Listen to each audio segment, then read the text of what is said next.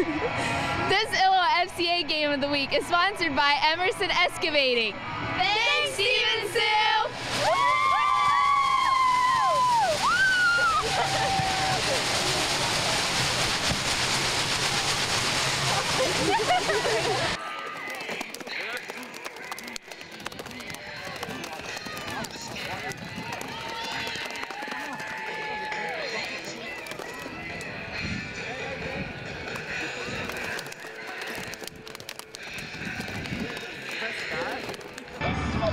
This is a semifinal rematch that's been 32 years in the making. Back in 1982, when Geneseo won its 4th state championship, they defeated Montini on the way to that title. Well, 32 years later, here they are in the semifinals again. But amazingly, they haven't played since, even with both teams' amazing success. As they've said all season, the Leafs come out doing what they do and what they've done for 52 straight winning seasons. First play from scrimmage, Joey Medina picks up 11, but the Green Machine has to punt off of that drive. Meantime, the Broncos do not. Geneseo's defense swarming early as Drew Himmelman and Ryan Pitra team up for the red zone tackle. But Montini puts 3 on the board on a 32-yard field goal by Northwestern recruit Mason Weissenhofer. The Leafs get back on offense down 3-0. Lane Acree with a solid pickup to move the sticks. But the Leafs commit a rare turnover as Montini pounces on it on the Geneseo 30. And a few plays later, Chuck Norgal hits Tyler Milliken on the crossing pattern, 8 yards for the touchdown, and it's 10-0 home team. Later, the Broncos bust down the field for a 67-yard scoring drive. Norgal hits Milliken again. It's 17-0. Geneseo looking for a spark. All-stater Ryan Pitra lights the fire on a 19-yard pickup to the Montini 47. Now soon after, Medina reads his blocking nicely. He cuts nicely, dashes 38 yards for the touchdown, but a flag is thrown at the 5 as Medina enters the end zone. It pushes it back to the 15. And a few plays later, it is Pitra with a great second effort getting into the end zone, and it's just 17-7, very manageable. But Montini quickly bounces back by way of Norgal's arm. 85 yards to Milliken. Norgal completes 15 straight passes at one stretch. 276 of his 322 passing yards come before halftime. And speaking of that, an 80-yard 2-minute drill results in this Norgal to Leon Thornton touchdown pass. In all, Montini scores 35 straight points to win 52-15, ending Geneseo's amazing season in the semifinals. Certainly a tough one to endure now, but plenty to celebrate from another special season for the 12-1 Leafs. They have a wonderful team, and we knew coming in that they had a great team, and you know, it just didn't go our way today. But again, like we told the kids, you know, you look at the whole as a part to just one game, and we've said that whether we win or we lose. And so we'll learn from this. We'll learn from this. And like I said, though, it's a tough time in the locker room right now. But I'm really proud of the way our kids handled this whole season and the way they did everything they had to do to prepare themselves. And so that's what it is. Obviously, Montini could just move the ball down the field, and that's what they've been able to do all season. They had a lot of athletes, you know, and that was a concern coming in. You know, they just had a lot of athletes, and it was a hard matchup for us. I liked the plan going in. I thought that was a great job. You know, and the thing is when we turned it over on our second series, I think it was on one play, and we just couldn't do that. You know, we had to try to get them into our style of game. It didn't happen, and like I said, though, they're a really good team. You've had a lot of special teams over the years. How would you characterize this group? Well, they're all special teams to me. You know, I mean, it doesn't matter what their record is. You know, every team's got their individual players that come together as a team, and they're all special, because the thing is a lot of people see what happens on a Friday night, but no one understands the amount of work and effort that these guys put in throughout the off season to get themselves ready for this. And so every team is special. There's no one team that sticks out, good or bad. It's just they're all wonderful teams to me because I love them all.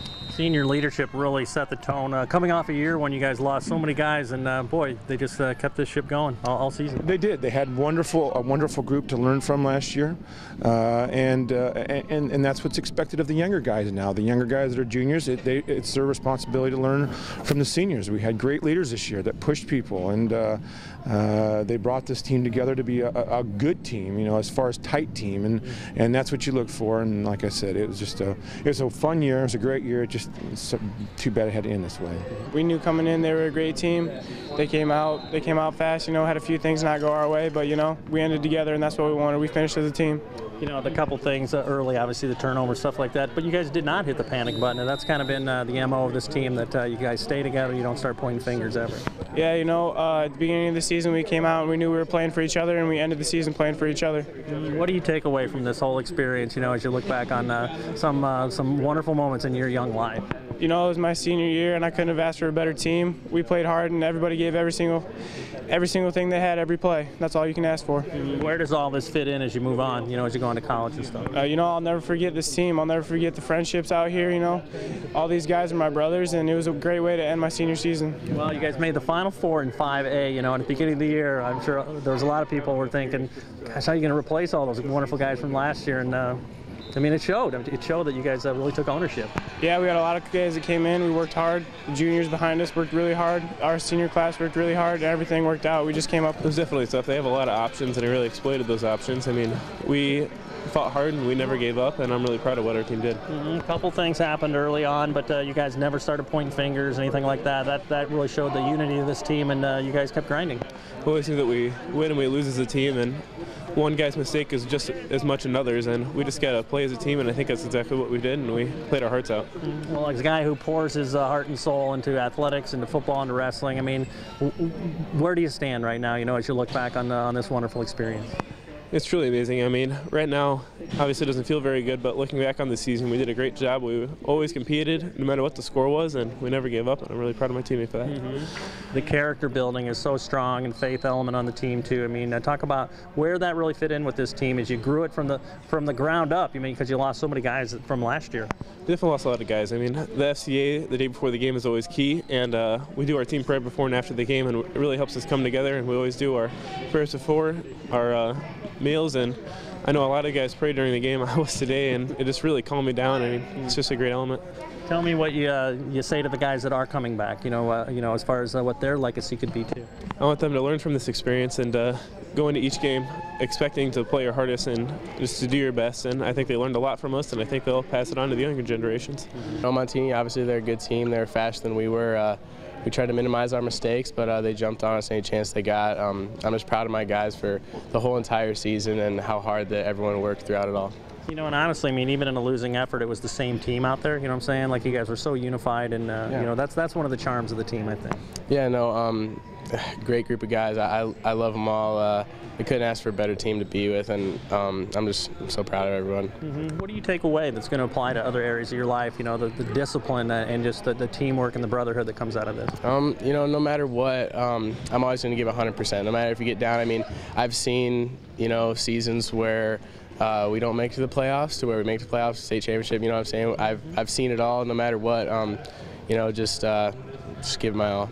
You guys have left a great legacy, like a lot of other teams too. What do you tell the guys that are coming back too, and then just about cherishing these moments and making the most of every moment? Not when the clock's ticking, but maybe in the weight room, stuff like that too. Yeah, no, it definitely goes by fast, and it seems like everyone says that when the season's over, but it's ridiculous how fast it goes. Just enjoy it. Work harder than you ever can, because you don't know when it could ever be taken away from you. Well, obviously you likely could be playing on Saturdays next year too. What absolutely applies to everything that you've learned over the last since 5th grade, I'm sure, right? Just not only on the field, but be a great gentleman off the field. That's what the coaches kind of drill into us. The coaches are just great. I'll always have that Geneseo mentality wherever I end up. Are you ready to start Fellowship of Christian Athletes at your college, high school, or middle school? To find out how, you can contact me or check out our website at ILLOWAFCA.org. With the FCA Game of the Week, I'm Dan Pearson.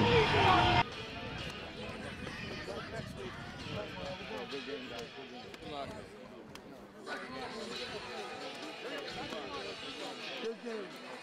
Hell of a season, man. Hell of a season. overseas.